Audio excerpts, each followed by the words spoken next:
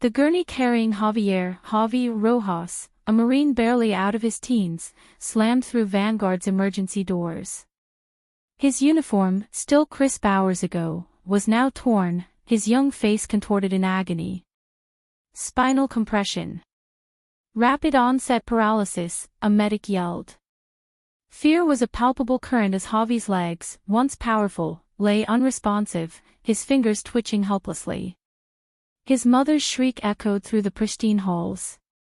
Doctors buzzed with frantic inefficiency, their faces a mask of professional dread.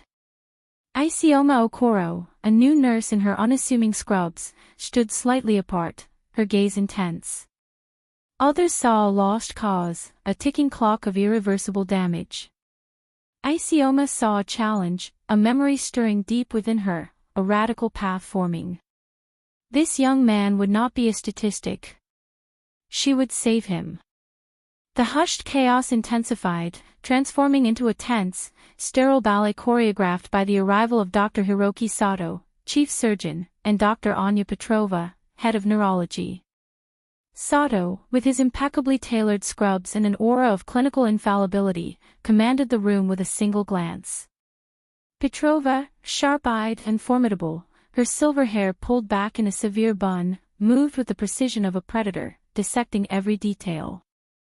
To them, Vanguard was not just a hospital, it was their personal theater, and Javi Rojas, a challenging, yet predictable, act. Status report, Sato barked, his voice cutting through the remaining whispers. His eyes, though assessing, held a flicker of impatience. Standard protocols, people. We aren't reinventing the wheel for every casualty. Petrova leaned over Javi, her expression unreadable but her pronouncements chillingly clear. Acute spinal cord compression. Rapid progression. Lumbar region involvement, possibly T12L1. Symptoms are worsening. Paralysis now extending to sensory input in the lower extremities. She straightened, addressing Sato. Surgical decompression is the only viable path, Hiroki, but the trauma, it's a minefield. Standard laminectomy approach carries significant risk of further damage, and the time frame is critical. We're losing precious minutes, even seconds. Javi's mother, clutching her husband's hand, whimpered, "Please, doctor, isn't there anything faster?" Her raw plea hung in the air, dismissed by the doctor's focused intensity. They spoke over her, not to her, their voices a duet of academic debate. We must mitigate risk, Anya, Sato countered, tapping a pen against his clipboard. A precise, controlled approach. We prep for immediate surgery, monitor neurological decline. We can't rush perfection. His words, though logical, felt glacial. Isioma, still observing from the periphery, felt a cold dread settle in her stomach. She'd seen this paralysis before, not in pristine operating rooms, but in the dust and chaos of combat zones. This wasn't a standard compression, it was a specific, insidious kind, demanding a radical solution. A forgotten technique, born of desperation and ingenuity, stirred in her memory. The doctors, brilliant as they were bound by their elite training, their sophisticated tools, and their fear of deviation. They were debating an orchestra when a single, precise pluck of a string was needed. She took a hesitant step forward. Doctors, she began, her voice a quiet ripple in the clinical storm, with respect, the progression is too rapid for conventional. I've seen cases like this where a specific, less invasive, and immediate decompression might be possible. A direct approach. Petrova snapped her head up, her eyes narrowing to slits. Nurse Okoro, she said, her tone dripping with disdain, are you suggesting we bypass established surgical procedures based on, what exactly? Your intuition. Your charting experience. Sato gave Isioma a dismissive glance, his expression conveying that her input was not only unwelcome but an irritant. The message was clear, stay in your lane, rookie. Isioma, her cheeks flushing, felt the weight of their combined arrogance, but the image of Javi's fading hope burned brighter. The ticking clock in her mind screamed louder than their contempt. The air in the trauma bay grew thick with a silence more terrifying than any alarm. Javi's breathing, once shallow, now hitched in uneven gasps. His fingers, which had faintly twitched moments before, lay utterly still, like discarded porcelain. A whimper escaped his mother's lips, her hand flying to her mouth, her eyes fixed on the monitors where the red lines of Javi's vitals flickered with alarming instability. The cold dread gripping Isioma tightened its icy hold, making her stomach clench. "Doctors, please," Isioma urged again, her voice gaining a desperate edge she hadn't known she possessed. "His diaphragmatic movement is compromised. The compression is progressing superiorly. Every minute counts. We don't have time for a full surgical theater prep, not for the approach I'm suggesting. It's an immediate, localized intervention. It could be done here, now." Dr. Petrova scoffed, turning from the neurological scans projected on the wall, her gaze sharp and dismissive. "Nurse Okoro, your suggestions are becoming tiresome. Are you truly implying that we, with decades of specialized surgical and neurological experience, are missing something you, a rookie floor nurse, have miraculously discerned?" Her tone was a poisoned dart, meant to sting and silence. Sato, his face etched with impatience, added, "We have a protocol, nurse. We are initiating a full neurological panel, followed by a consult with the surgical team for planned intervention. This isn't a battlefield triage. This is Vanguard." He waved his hand, a gesture of dismissal that felt like a slap. "Perhaps you should attend to your charting." But Isioma couldn't. The vivid memory of a young soldier, paralyzed in seconds by a similar injury from a collapsed wall, flashed through her mind. She'd saved him with precisely the technique she now advocated. She saw Javi's eyes, wide with a terror that mirrored the soldier's, slowly losing focus. "Doctors, he's losing peripheral sensation rapidly," Isioma pressed, pointing at a barely perceptible twitch in Javi's leg that then vanished completely. "His reflexes are absent. We are past the point of panels and consults. This is emergent. If we wait for the standard protocol, he will suffer permanent paralysis. Or worse." A sudden, sharp gasp ripped through the room.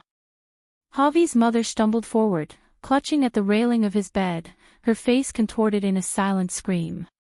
On the monitor, Javi's heart rate spiked erratically, then began to plummet.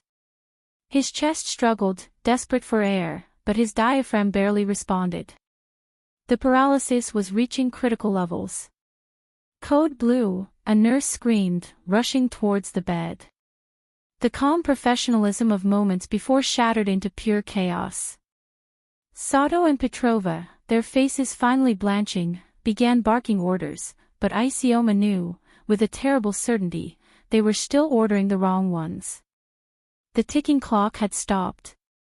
It was now a deafening gong. Javi was dying, and she was watching it happen because no one would listen. Her only choice was to defy. If you've ever felt like an underdog, dismissed or overlooked despite your unique abilities, then Isioma's struggle probably resonates deeply with you. We know that feeling. It's why we love sharing stories where courage shines brightest against all odds. If you're enjoying this journey, we'd be incredibly grateful if you'd consider hitting that subscribe button. Join our global community of story lovers who champion the brave and the true. Your support helps us bring more uplifting, powerful, and better stories to you, making this channel a special place for all of us. The cacophony of the Code Blue washed over Isioma, but in that instant, it became a distant hum. Her vision narrowed to Javi's ashen face, the desperate gasp for air, the monitor screaming his decline. The image of his fear-stricken mother, collapsed against the bed, fused with the ghost of a young soldier she once held as life drained from him, a memory that had haunted her for years. The hospital's rigid protocols, Dr. Sato's scowl, Dr. Petrova's condescending sneer, they all dissolved into irrelevance. All that remained was Javi, a life flickering, and the unique, forbidden knowledge burning within her. Fear, cold and sharp, still clawed at her. Fear of the consequences, of losing her job, of public humiliation, of failure. But a deeper, far more primal fear ignited beneath it, the fear of inaction. The fear of watching another life slip away when she possessed the means to stop it.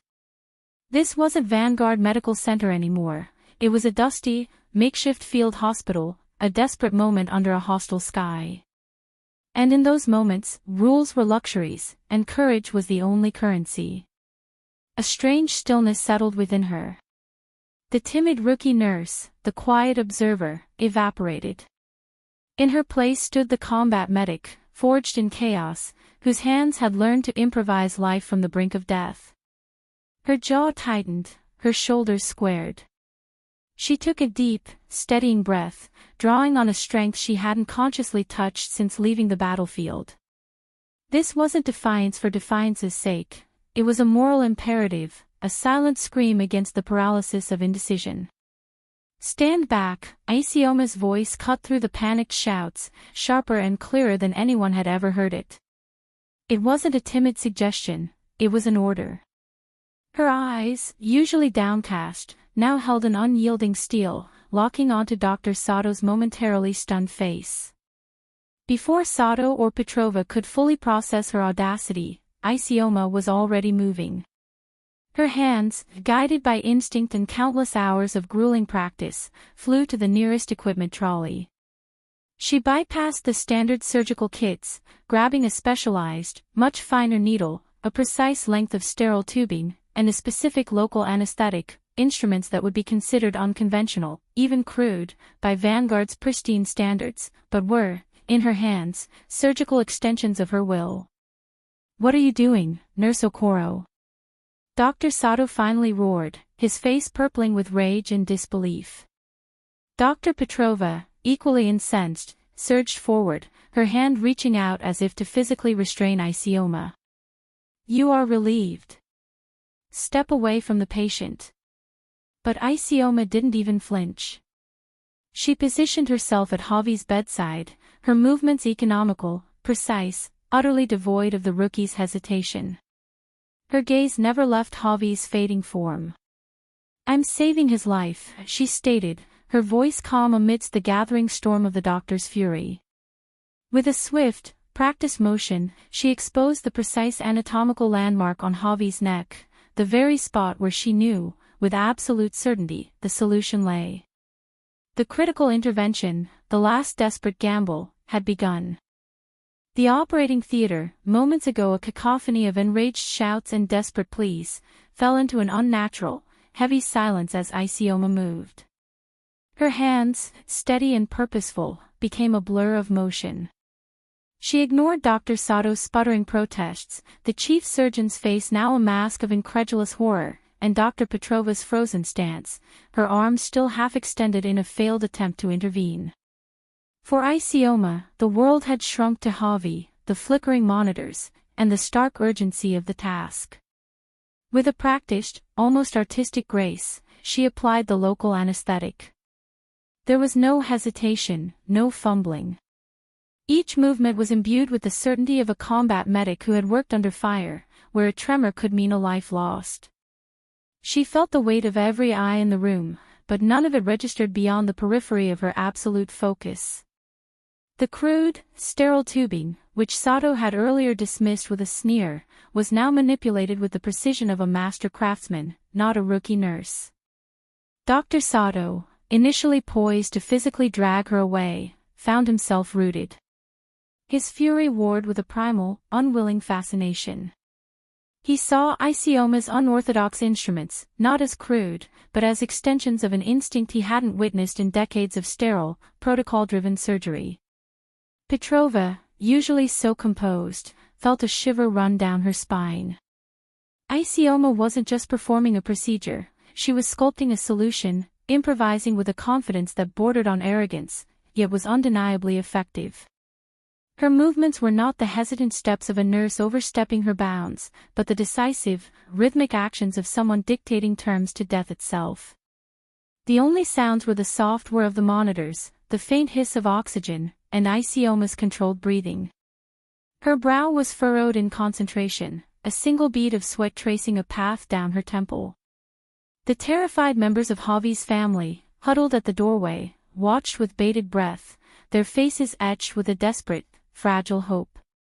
They didn't understand the medical specifics, but they understood the unspoken language of Isioma's hands that moved with a terrifying grace, pushing against the very boundaries of what was considered possible within those sterile walls.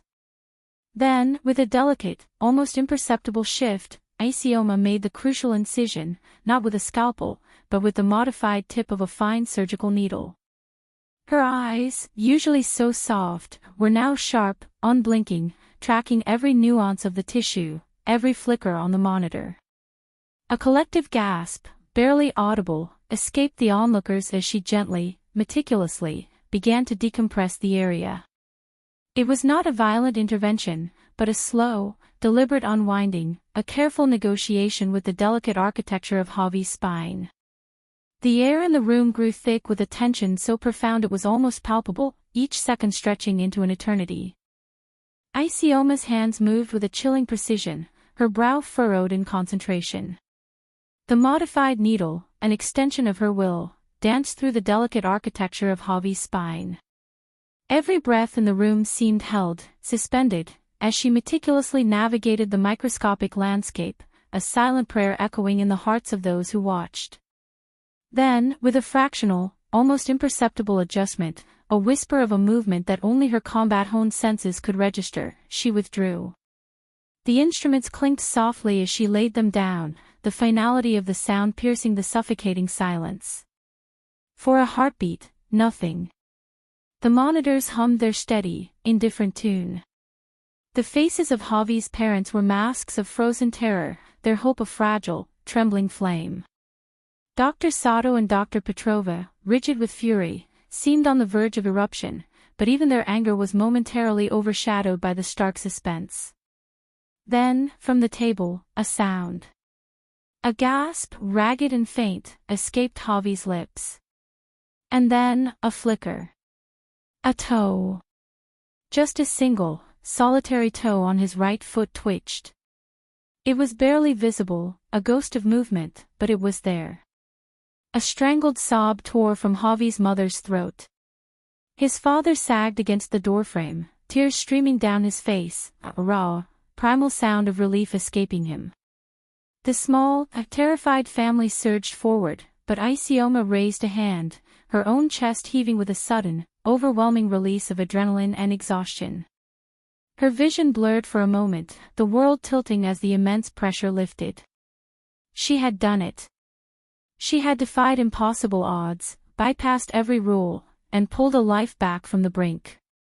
A wave of profound, almost dizzying triumph washed over her, a quiet catharsis in the sterile room. She met Javi's gaze, his eyes, though still hazy, held a spark, a nascent flicker of hope that hadn't been there moments before. But the moment of shared human connection was brutally shattered. Okoro. Dr. Sato's voice, usually modulated, now boomed with unbridled rage, echoing like a thunderclap. His face was a mask of crimson fury, his jaw clenched so tight it looked painful. What in God's name did you think you were doing? This isn't some battlefield. Dr. Petrova stepped forward, her eyes blazing, utterly devoid of the professionalism she usually wore. You are an unhinged, dangerous rogue, nurse. You have committed medical malpractice. Not only will you be stripped of your license, but I will personally see to it that you never work in healthcare again. The triumph in Isioma's chest curdled into a bitter ache. She watched them, not surprised, but profoundly weary. They saw only insubordination, a violation of their sacred hierarchy, not a life saved. Your procedure, Okoro, Sato continued, his voice laced with venom, was reckless, unsanctioned, and frankly, barbaric. Regardless of the immediate outcome, which is frankly irrelevant to your utter disregard for protocol, you are terminated. Effective immediately. Get out. Now. Isioma simply nodded, her gaze sweeping over Javi's recovering form, then to his grateful family. The sharp sting of injustice warred with the quiet, unshakable certainty that she had done the right thing. She was fired. Her career was over. But Javi was alive. And that, in the stark, silent truth of the moment, was all that mattered.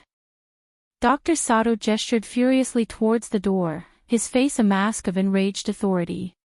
Security. Get this woman out of my hospital. Isioma didn't flinch. Her heart felt heavy, a cold stone settling where triumph had briefly bloomed, but her composure remained absolute. She simply stood, a quiet sentinel amidst the storm of professional outrage. Petrova, equally incensed, started towards her, ready to add her own scathing remarks. But before either doctor could take another step, a sound broke through the escalating tension, a sob, thick with relief and profound gratitude. Mrs. Rojas, Javi's mother, pushed past the doctors with surprising force, her face streaming with tears. She didn't speak, but instead enveloped Isioma in a desperate, trembling embrace. It was a hug that conveyed years of worry, moments of despair, and now, an overwhelming, unburdened hope. Thank you, she finally choked out, pulling back just enough to look into Isioma's eyes. Her voice was barely a whisper, yet it resonated with more power than all of Sato's threats. Thank you. You saved my son. You gave him back to me. Mr. Rojas joined them, his hand gripping Isioma's arm, his gaze unwavering. They were going to let him die, weren't they? Waiting. Debating. You didn't wait. You acted. He looked from Isioma to the fuming doctors, a dangerous glint in his eye. You have a strength, a spirit, Isioma, that none of these, protocol-obsessed people possess. You saw what was needed and you had the courage to do it. You are more than a nurse, you are a lifesaver, a hero. Isioma felt a fresh wave of emotion, not despair, but a profound, quiet warmth spreading through her chest. This was the validation she sought, not accolades or a career, but the genuine gratitude of a family she had helped. Her modesty was innate, she simply met their gaze, offering a small, humble nod. I just did what had to be done. Even Javi's younger sister, previously frozen in terror, moved forward, taking Isioma's hand. You were so brave, she whispered, her eyes wide with admiration. Like a superhero. The doctors watched, utterly sidelined, their authority crumbling in the face of such raw, heartfelt appreciation. The nurses and junior staff present, previously stifled by the hierarchy, exchanged subtle glances. A few offered Isioma fleeting, almost imperceptible nods of respect, a silent recognition of a different kind of courage. For Isioma, the sting of being fired was still there, but it was now overshadowed by a deep, unshakable sense of purpose. She had lost her job, perhaps her future in traditional medicine, but she hadn't lost herself. In the eyes of this family, she was not an insubordinate rookie, but a skilled, decisive force for good.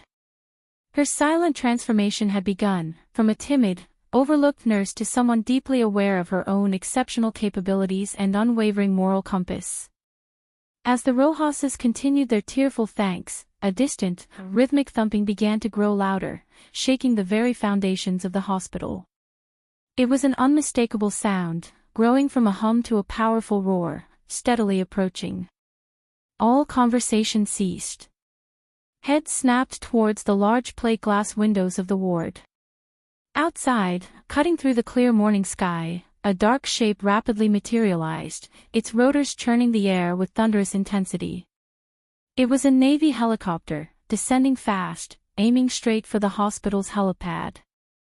The Navy helicopter settled onto Vanguard's helipad with a final, shuddering thud, kicking up a whirlwind of dust and debris that rattled the windows of the ICU. A ramp lowered, and a figure emerged, tall, impeccably uniformed, with the bearing of someone who commanded immediate respect. Rear Admiral Vance, his face etched with authority and impatience, strode into the hospital, his footsteps echoing ominously through the hushed corridors. He was flanked by two stern-faced Marines. Inside the ward, a profound silence had fallen. Doctors Sato and Petrova, having just delivered Isioma's termination notice, stood frozen, their previous bluster draining away to a palpable unease. The Admiral's gaze swept over the room, settling first on Javi Rojas, whose family still clung to Isioma. He then turned to Sato and Petrova, his eyes narrowing. Dr. Sato, Dr. Petrova, Vance's voice was low, but it cut through the air like a scalpel. I've just received an urgent report from Marine Corporal Rojas's unit. They credit Nurse Isioma Okoro with saving his life. Your official report stated standard protocol was followed, and that Nurse Okoro was dismissed for insubordination. His eyes hardened. Care to elaborate on the discrepancy? Sato stammered, Admiral, with all due respect, Nurse Okoro performed an unauthorized procedure. It was a breach of protocol, highly dangerous. Dangerous? Vance cut him off, a vein throbbing at his temple. Corporal Rojas was hours from permanent paralysis, perhaps worse. His unit knew of his condition, and they knew the medical options. They also knew of Nurse Okoro's exemplary record as a combat medic in some of the world's most demanding environments. Environments where protocol often means improvisation or death. He pointed to Javi, who, though still weak, managed a faint nod towards Isioma. Your protocol, gentlemen, nearly cost the Marine Corps one of its finest. And your arrogance nearly cost this young man his future. Sato and Petrova exchanged a horrified glance. Their carefully constructed world of hierarchical authority was crumbling. The weight of their error, not just medically but morally, pressed down on them. They saw not only their reputations, but their core beliefs, being publicly dismantled. They wouldn't be fired, their medical expertise was too valuable. But their hubris was shattered.